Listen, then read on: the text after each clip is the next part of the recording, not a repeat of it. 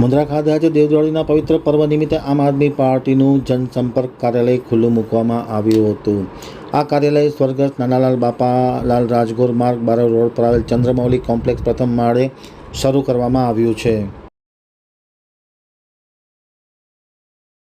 નામ જણાવશો અને આ કાર્યાલય તમે કયા ધ્યેયથી ચાલુ કર્યું છે હમણાં એ પણ જરાક જણાવજો।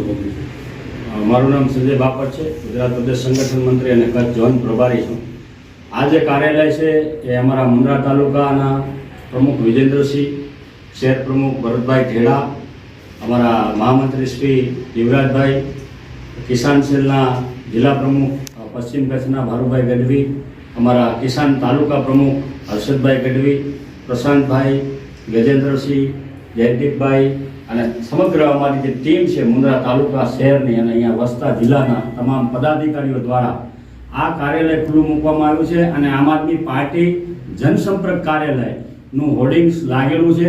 જનસંપર્ક એટલે જે સામાન્ય લોકો છે તાલુકા અને શહેરના એ તમામ લોકો એમની જે સમસ્યાઓ છે એ સમસ્યાઓને લઈ અને આ કાર્યાલયની મુલાકાત લઈ શકે છે। આ કાર્યાલય સવારે 10 થી સાંજે 6 વાગ્યા સુધી કાર્યરત રહેશે।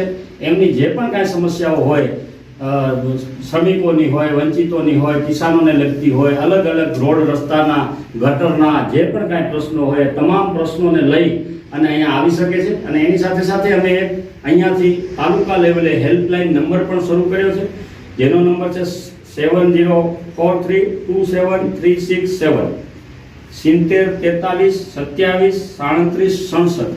આ જે નંબર છે એ નંબર પર પણ તેઓ 12 કલાકની અંદર ગમે ત્યારે સંપર્ક કરી શકે છે। ઇમરજન્સીમાં 24 કલાકમાં ગમે ત્યારે એનો સંપર્ક કરી શકે છે, એમની જે સમસ્યા છે એ સમસ્યા જણાવી શકે છે।